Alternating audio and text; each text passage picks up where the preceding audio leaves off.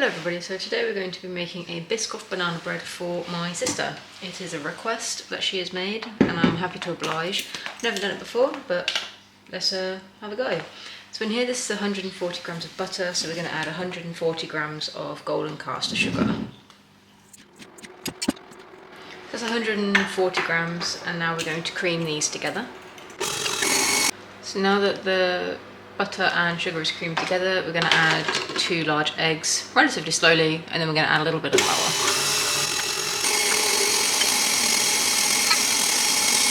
Now from here we're going to add the remaining flour, a teaspoon of baking powder and the mashed bananas.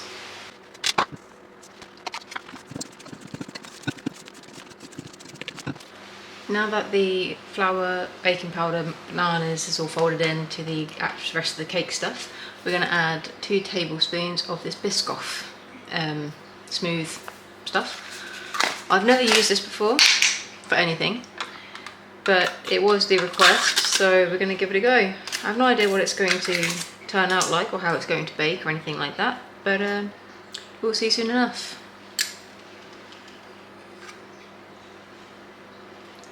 I think that would be enough, won't it?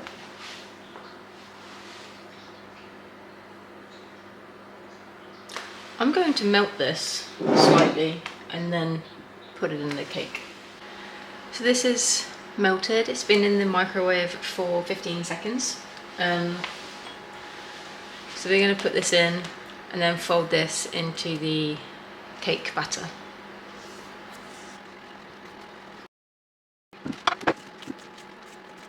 I'm going to leave it like this, and we're going to put it in the tin now. So this is the cake tin we're going to use. It's the Nordic Ware Honeycomb loaf tin. So what we're going to do is melt some butter, put some melted butter in, put some flour in, and then it's going to be ready for the cake. This is the cake tin ready, so we're just going to pour some batter in.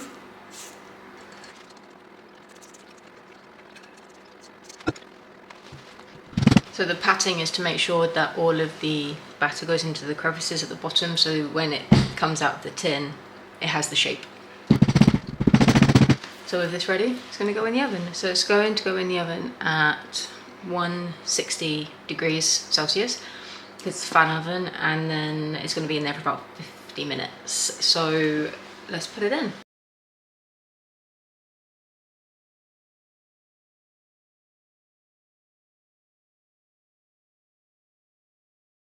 So this is what we've got after about 45 minutes. So it looks very nice and it smells delicious.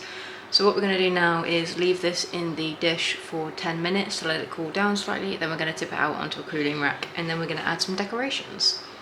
So let's just leave this here and I'll be back in 10 minutes.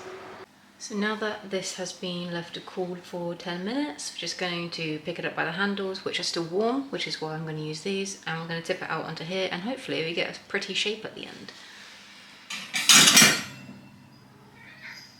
And we do!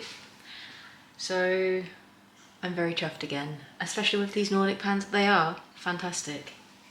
So this is the cake at the end. It's pretty dark, so it is a little bit difficult to see the actual shapes, but with my eyes I can see it, which is a bit easier. But you can kind of see the shapes on the camera. It's not the best way of looking at it. If the cake was a bit lighter, say if you're making like a vanilla cake or a normal sponge cake, then it'd probably be a little bit easier to see. But that's not the most important thing when it comes to cake. The taste is. So now we're going to decorate this and make it more Biscoffy. So we're gonna melt some Biscoff, break some biscuits up, and start decorating. So here I've got about roughly a tablespoon of melted Biscoff spread, and all we're going to do is just drizzle this over the top of the cake.